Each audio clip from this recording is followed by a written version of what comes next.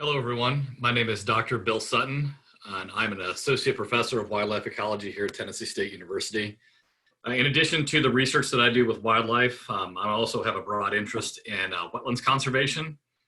And so today I'm going to talk to you a little bit about the importance of wetland ecosystems and kind of some of the major threats that wetlands face due to human-based land uses. And then some of the potential solutions we have as private landowners for not only conserving our wetlands, but maintaining other types of maybe some of our business ventures, like, for example, agriculture. And so I'll talk to you a bit about the threats that agriculture causes a little bit, and then we'll also move into some of the programs, so things like the Natural Resource Conservation Service that can aid in the conservation of wetlands, that can also give you a little bit of benefit for keeping the wetland on your landscape, and also for the farm products that you're trying to provide through your daily job. And so one of the places I really like to start, I like to kind of start with sort of a basic definition of what a wetland is. And so we all have this basic idea that wetlands involve water, and water is an extremely important part of a wetland. But it's not only the water itself, but it's the interaction of the wildlife and also the vegetation and soil properties that interact to cause a wetland. And a famous wetland scientist by the name of Paul Keddy had the definition in 2000 that a wetland is an ecosystem that arises when inundation by water produces soils dominated by anaerobic processes and forces the biota, particularly rooted plants, to exhibit adaptations to tolerate flooding. And so what we'll see right now is that, water is one of the most important parts. We see water for a wetland, but there are a lot of wetlands that don't really have water that's very obvious to us. It may be right below the kind of the soil surface right there. So it may not be very obvious that we have water, but the plants and soils that are there are forced to adapt to these hydric conditions, or what we call these water-based or hydric conditions of the soil. And so this diagram right here really defines the three major things that are necessary for a wetland to be called a wetland. And so as we look to the center of the diagram, we can see that hydrology is the most important and driving force behind a wetland. There's a variety of things that come together with hydrology, including the water level, the flow of the water within the wetland, how frequently the area is flooded, and maybe for the duration or how long that water actually sits in the actual in the basin of the wetland, for example. Now, if we look down to the bottom left of the diagram here, we have the physicochemical environment, and this involves a variety of things like the soil type. And so you may hear things like hydric soils. These tend to be the kind of soils that maybe support the storage of water over the long term, or the ability for the water to sit in the basin of the wetland. Water chemistry and also soil chemistry are pretty important for determining what types of microbes live in the soil, and for also the type of wetland you're going to get. And then within the physicochemical environment, you'll hear people talk about the oxidized portions of the wetland and also the reduced portions. Oxidized meaning that oxygen is present, and reduced meaning that oxygen is no longer there, or an anaerobic condition. And if we look to the right of the diagram, we see the biota. This includes not only the wildlife, but also the vegetation. The word commonly used by wetland scientists to indicate wetland vegetation, or hydrophytes. And these are all organisms that have to adapt to the gradient of wet conditions in a wetland. And so we tend to think about wetlands as sort of a uniform kind of wet zone where there's just water sitting permanently. But what we learn is that wetlands are actually a gradient of moisture. And so you have the kind of uplands that border a wetland, which are much more dry.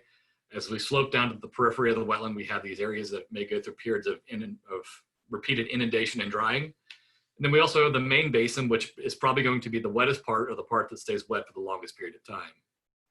And so as you imagine, as water sits on an area for a while, it causes the soil to lose oxygen and become anaerobic. And therefore the microbes that live in the soil, and also the vegetation that lives there, have to adapt to these conditions. And so we see plants that really have nice adaptations, and that's for a whole different lecture to get into, but things like cattails, for example, have a variety of adaptations that allow them to be able to get oxygen from the atmosphere down to the roots. And so we have plants and animals that have adapted to these, what we call extreme conditions. Now, as you can see here in the diagram here, just in the main box, we have a hydrology, which puts these kind of dark lines, these dark arrows, which are direct effects on both the physicochemical environment and also the biota, and also the physicochemical environment also influences the biota. Now, if we look to the outside of the diagram, we see the geomorphology and the climate, which are kind of these sort of large scale things that affect wetland chemistry or wetland persistence. And geomorphology refers to kind of the underlying geology that the wetland basin sits upon, and this may really affect how quickly water moves in and out of a wetland, and also the climate zones. And so we think about wetlands that maybe occur in In the northern latitudes, so up where it's very cold, are going to be under the influence of a variety of climatic conditions compared to what we might see here in Middle Tennessee. So that's kind of just an overview of sort of how, when we think about wetlands, the major things that actually cause a wetland to persist and the major components of wetlands. Now, as we think about, kind of the overall importance of wetlands to not only humankind, but also the remainder of the ecosystems that maybe interact with wetlands, or the animals, and also the abiotic and biotic conditions that influence wetland persistence. It's really good to kind of think about it from, what the actual benefits of wetlands are to humans. And firstly, one of the most important things that we may not think about is that wetlands provide a variety of food sources to humans, and they're commonly known as nature supermarkets. One of the things we don't really think about as much here in the United States is that rice is primarily produced in wetland ecosystems, and rice paddies feed nearly 50% of the world's population. And so it provides a very important food source for a majority of the global population. Cranberry bogs are a thriving industry in North America, not so much in Tennessee, but in the northern latitudes. This is a really important produce source here. In coastal zones like estuarine wetlands, so places where we get the interaction between freshwater and saltwater, really important for things like crab and shrimp. Also here and along some of the coastal zones or places like Louisiana, we also have really important food sources in the forms of crayfish. And so wetlands do provide really, really important sources of food. Fuels and building materials. This also isn't as an important of a service here in Middle Tennessee, but in European cultures, for centuries, peat is a very high carbon source of basically non-decomposed organic matter that builds up over time in wetlands that are either in really cold areas or places that are super acidic. And as we've used coal to heat our houses and our homes, sphagnum moss or peat can also be used and dried to heat in cold climates. We also see sphagnum peat is used and harvested for horticultural uses. Sphagnum moss is really important because it can hold up to 120% of its weight in moisture, and so it provides a really neat, really interesting way in which we can actually provide moisture for things like horticultural plants and things like that. And in some places, like in some other portions of the globe, like in Asia and other places where maybe folks are living a little bit more in tune with their wetlands, coastal mangroves can be harvested for timber and food, and also for building materials for homes. And so that's another interesting and important role of wetlands. Wetlands provide a variety of sources of income for ecotourism. The Okavango Delta of Botswana is a really important area for wildlife viewing and hunting, and birding tours, even in the United States alone, account for $32 billion in income for the United States. We don't really think of wetlands as being an important ecotourism thing, but for wildlife viewing, they're very supreme for this. And the good thing about this is ecotourism, it provides a very sustainable income because it's not an extractive resource. And so the onus is on conserving the wetland for the wildlife and also the plants that we see there. And so ecotourism provides a win-win in the form of providing an income that leads to the conservation of the wetland itself. Some of the more recreational uses of wetlands include things like duck hunting. Ducks Unlimited was one of the original, I guess I would say, conservation groups that led to conservation of wetlands, because wetlands provide a very important hunting resource for waterfowl. As I mentioned before, bird watching is extremely important also. And also things like for cultures that may rely more on wetlands for hunting and for hunting and gathering. And so in addition to kind of some more of the other kind of things like food and also for shelter, wetlands provide an important thing for recreation too, and also for subsistence farming. One of the more kind of things we don't really think about as much is that wetlands actually do a lot in terms of regulating urban flooding by facilitating movement and storage of water. Wetlands tend to function as almost like an ecological sponge. They can hold water for a long period of time. The soils and also the vegetation here can actually function collectively to not only absorb the water, but also move the water out of the wetland by transpiration. And so as opposed to during a large stormwater event, as the water moving directly into a large river or some of the small creeks, they hit the wetland first. The wetland slows down the velocity of the water and stores water over the long term and actually slows the release of the water back into some of the larger waterways. These kind of wetlands are extremely important in places like New Orleans, which we've seen recently Hurricane Laura, which just happened to hit the United States yesterday. These kind of, wetlands, these coastal wetlands that are on the coast absorb a lot of the actual storm surge and the initial storm surge that hits the land and actually slows down a lot of the floodwater release and, the direct impacts of things like hurricane hits. And this is probably the one that's a little bit more one of the more enigmatic roles of wetlands in terms of water purification and nutrient conversion. Obviously, if we think about stormwater runoff, wetlands can do a lot for halting the spread of things like heavy metal contaminants and also things like pesticides. But one of the more important things we do, especially when we think about agricultural lands, wetlands provide a really important water purification system. And as I mentioned before, there's a lot of microbes that live in the soils around wetlands. And these organisms have also adapted to the anaerobic conditions of wetlands. And one of the more important processes that occurs in these wetlands is the process of denitrification, which essentially what happens is things like nitrate fertilizers, which we may use to fertilize crops that are adjacent to wetland ecosystems. The microbes in the wetlands here that live in these anaerobic zones can convert these nitrates over to less harmful forms like things like nitrogen gas through a process called denitrification, which is extremely important because a lot of these nitrate fertilizers can lead to large-scale algal blooms in these aquatic environments, which can therefore lead to things like to greater amounts of hypoxia or oxygen reduction, which can lead to die-offs of things like fish and other types of organisms that may live in these wetlands.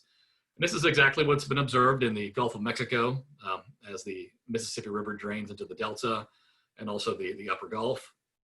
And what's been observed is that a lot of the farmlands that surround the Mississippi alluvial valley, a lot of these fertilizers drain through the Mississippi River and enter the Gulf, which has led to these large algal bloom outbreaks, which have led to kind of hypoxic levels or oxygen reductions in the Gulf, which have led to these large what are known as dead zones. And essentially along where the Mississippi River Valley or the Mississippi Delta drains into the Gulf, there's a big reduction in oxygen and also the organisms that live there due to the kind of massive hypoxia that's caused by things like an abundance of fertilizers, for example.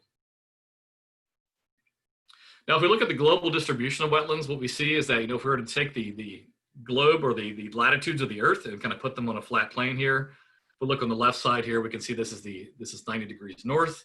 This is -60 south here. So what we see is that a majority of the wetlands we see globally occur in the northern latitudes, places like Canada and boreal zones, which are very cold. And so a majority of the wetlands we have on this globe are actually what we call our peat-dominated wetlands, or these kind of wetlands that have an abundance of organic matter that's either not decomposed by either cold conditions or really highly acidic conditions in these wetlands. And we can see that we have a high concentration around these kind of more northern latitudes here. Now, if we look at 0 right here, which represents the equator, we can see we also have a very high abundance of wetlands and tropical zones also. And if we look kind of where Tennessee would be, which is approximately right around here, we see we have kind of a moderate zone of wetland dominance here. But really, if we look at the two zones where wetlands are distributed globally, we see that that's in the northern latitudes and also in the tropical zones. Now, if we look to see kind of based on kind of the overall acreage or hectareage of wetlands, we can see that, these numbers here represent, this is 2.8 times 10 to the 6 kilometers squared of wetlands. Based on this wetland area estimate here, we can see that a majority of these do occur in the polar and boreal zones, and also the subtropical and tropical zones also. And this kind of just overall confirms what I just mentioned earlier. Now, if we look in the United States alone, we can see that we have several zones of the United States that are dominated by wetlands, and some that aren't. And so if we look at some of these kind of majority types of where we see wetlands in the United States, we can see that where we are right now in Middle Tennessee, a majority of our wetlands are classified as southeastern swamps and depressional wetlands. We have, if you're familiar with wetlands along the western portion of Tennessee, we have these more riverine or large swamp with cypress tree type swamps. Middle Tennessee tends to be a little more isolated, kind of what they call depressional wetlands. We don't really have, in terms of wetland coverage in Middle Tennessee, we don't have quite as many compared to other zones in the United States. If we look down along the southern tip of Florida, we have the Florida Everglades, which if anyone's been down there, we know that these are very large wetland complexes. Well, an interesting one in the southeast are wetlands that are known as precosins. We don't really have a lot of these peat-dominated wetlands or these more kind of wetlands that tend to accumulate a lot of organic matter. But if you get along the coastal zones of South and North Carolina, We have very acidic wetlands where, you have a lot of buildup of organic matter, a lot of very dark soils. And these are what are known as precocians. They're very, very kind of shrubby wetlands. And actually black bears live in a lot of these wetlands along the coastal zone. So they're really interesting kind of a neat shrubby wetland that you don't see really any other place. Along the northeastern zones of the United States, we have these northeastern seasonal woodland pools, which tend to be kind of more temporary wetland habitats. We get over here into North and South Dakota and kind of southern Canada, we have what's known as the prairie pothole region. These are glacial wetlands, and these are kind of these depressional wetlands that are left after the glaciers were seeded. And this is essentially what we know as our waterfowl production factory of the United States. This is where close to, I would say 50% of the waterfowl that we see in the United States are hatched out or actually, raised.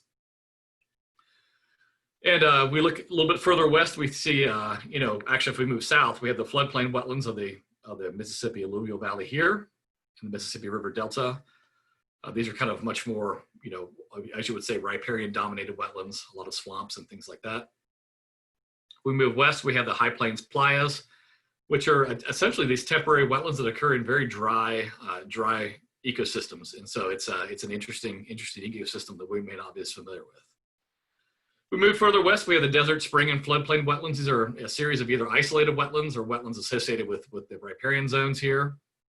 The Pacific tidal wetlands, these are ones that used to occur, which were much more common prior to the agricultural land uses of California. And this will be kind of located in the Central Valley.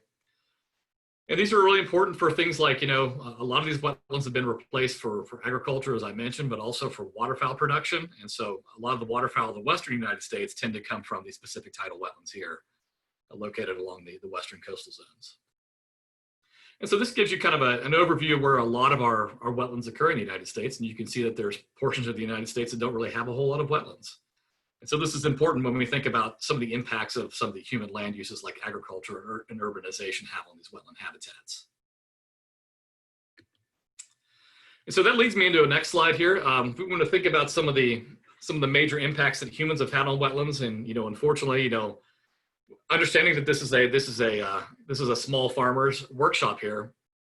Unfortunately, one of the largest land uses that's impacted wetlands negatively is agriculture. And that can be from a variety of reasons, whether we're talking about some of the runoff that comes from things like overuse of fertilizers and pesticides, but also from direct drainage from converting wetlands over to, for more farmable lands.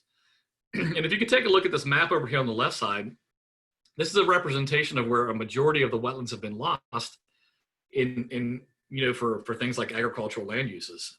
One dot alone on this map represents 8,000 hectares of lost wetlands. And what we can tend to see is that from this map, we tend to see some really interesting trends where a majority of the wetlands that have been lost are places where we have a lot of agriculture. And so this tends to be in kind of the Midwestern states, places like Iowa, things like Indiana, Illinois, for example, all the way down to the Mississippi River Valley. And like I mentioned before, a lot of these wetlands have been lost for things like direct farming for agriculture. And like I mentioned, the Midwest has seen the largest effects. We also see large effects in the prairie pothole ecoregion or ecosystems up here. And so this will be along like the Dakotas and also into Minnesota also. And a lot of these wetlands have been lost directly to agriculture too. In one specific example, the Mississippi alluvial valley has been hit rather hard also. And to give you an example of what this looks like here, where on the diagram on the left side, this represented the overall forest cover that was estimated to be present in the 1600s. And for current day, when we look at it in terms of like from the 1980s and 90s, and this map really hasn't even been updated to represent current trends, but what we see now, the white zones represent areas in which we've lost forested habitat for things like agriculture and other human land uses. The dark zones that are represented in this map are only the places where we still have forested habitats or even wetland habitats that are present along this kind of alluvial valley. So we can see that, agricultural land uses have had a large impact on wetland ecosystems and wetlands in general. One question I get asked really commonly is that how do you make a wetland or actually get rid of a wetland for things like agricultural land uses? And it's really quite simple. It's, a system of tiles that are installed in the ground. And so the idea is to put the tiles in and actually allow the water to be pulled away from the water permanently to actually drop the water table down to make the land farmable. And this can be done through a variety of means, either through trenching and installing kind of more like a permanent water line or kind of a drainage line, or historically, prior to kind of the use of these kind of large sets of machinery, what was used previously were ceramic tiles. And on some of the property that my father and I owned back in West Virginia, we've actually dug up some tiles that my great-grandfather installed to actually make some farmland available, where places were low areas that actually had a lot of standing water. And so the idea is that these ceramic tiles could have been placed along these trenches and be able to pull water continuously out of this wetland ecosystem, because the idea is that the water's sitting there and there's a water table present, and the idea is to lower the water down below the normal water table to make the land dry, to make it farmable. And so, as you can see, in places like the prairie pothole ecoregion, this is a prairie pothole region of the the northwestern U.S., the upper Midwest, for example. This gives an idea of like how these wetlands would look across the landscape, and what's been installed are a series of these drainage tiles or drainage systems to actually drain these wetlands to make these landscapes farmable.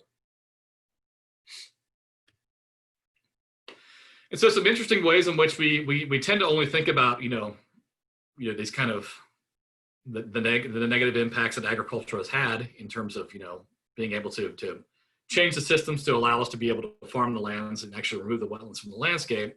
Well, now there's a large movement by organizations like the Natural Resource Conservation Service and other federal agencies and state agencies to try to convert landscapes back into wetland land uses. And there's a variety of ways in which we can do this. Organizations can do things like wetland banking, which is a way in which you can pay into a system to be able to, for wetland restoration, to be able to destroy a wetland. We can do things like wetland construction on farmed areas, and this is something that's a little bit better suited for private landowners, for example. And also conservation programs via the Natural Resource Conservation Service. And one of these programs is what's known as the Conservation Reserve Program, or the CRP program. And this is kind of it's a short-term conservation program. I'll talk about it here in a second. And also the Agricultural Conservation Easement Program, which at one time was called the Wetland Reserve Program. There used to be separate easement programs for things like forest conservation and grassland conservation. And these have been kind of put together into this larger Agricultural Conservation Easement Program. And for folks that are familiar with the Wetland Reserve Program, this may have been something or a sign you may have seen on someone's property. And the idea is that it actually gives the landowner incentive to want to protect the wetland landscape while also creating the farm resources or doing the farming operations that were originally in place. And so this kind of goes hand in hand, because a lot of times these places that are inundated by water are really difficult to farm and are really subpar in terms of things like livestock production and also things like crop production, for example. And so what these agricultural conservation easement programs do is it gives the landowner the incentive to want to preserve that wetland landscape to be able to get the ecosystem services that the wetland provides, while also continuing the farming operation that's currently ongoing. And the first one I'll talk about now is the conservation of the CRP, or the Conservation Reserve Program. And it's administered by the United States Department of Agricultural Farm Service Agency, or the FSA. And basically what this is a short-term agreement that allows the landowner to put certain conservation practices on the landscape to be able to maintain an ecological process or some type of an ecosystem, for example, like a wetland, for example. And what this does is it allows the landowner to adopt certain practices like riparian buffers, fencing to exclude cattle, for example. And the idea is that the FSA will provide incentives and also income to the landowner to be able to install these practices. And the interesting thing about the CRP is that it's a short-term program. It's usually up to a 15-year agreement. And that the idea is that the landowner can do this practice for a while and maybe take the landscape back out into production again and kind of alternate back and forth. So this gives a little bit more flexibility to the landowner where they may be a little unsure about installing or going into a long-term conservation easement agreement. And usually there's some type of a cost share associated with this, where the landowner will agree to pay a certain amount of the cost share to actually install this conservation practice, while the NRCS or the FSA will pay the remainder of that. And then after actually doing this cost share agreement, the landowner can receive some payments for agreeing to go into this conservation practice. So the idea is that we preserve the ecological process or the ecological landscape, when in terms this may be a wetland, for example, and also so the landowner can receive some payments for actually providing the ecosystem services that ecosystem provides. Another kind of more long-term system is what's provided by the Agricultural Conservation Easement Program. And for conservation easements, these are actually lands that are set aside into some type of a conservation strategy. These may be set up on a 30-year program, a 90-year program, or even kind of a long-term or in perpetuity type of a process. And usually with this type of a process for the perpetuity of the wetland, let's say, for example, if you want to dedicate a portion of your landscape as a in perpetuity conservation easement, the Natural Resource Conservation Service may pay up to 100% of the restoration necessary to get the system into a long-term easement. And the interesting thing about this is that the landowner can receive subsidies and payments for actually doing this and agreeing to go into a conservation easement. And so this may be a portion of your landscape that maybe has wetland characteristics or the kind of ability to be restored into a nice wetland ecosystem. And that the idea is that it gives the landowner the ability to get the benefits from the ecosystem and also to be able to farm the other parts of the land that may not be in the wetland zone. So there's some really nice options out there for landowners. And if you have interest in exploring these further, each county has its own NRCS office with biologists that are ready to assist you. So if you do have wetlands that are present on your landscape that are maybe causing a nuisance for farming, you may be able to get subsidies or get a monetary payment from actually converting it back into a wetland and maintaining the agricultural operations on the remainder of your land. And so it basically presents a win-win situation. And so I can, if you want to contact me via the information I have at the end of the email, I can answer any questions you may have related to that. Now, a little more simply, we can actually do some kind of small things in our own backyards. Like, for example, I live in East Nashville, and I've installed a pollinator garden in a small wetland ecosystem in my backyard, and I can get my land certified as national by the National Wildlife Federation as certified wildlife habitat.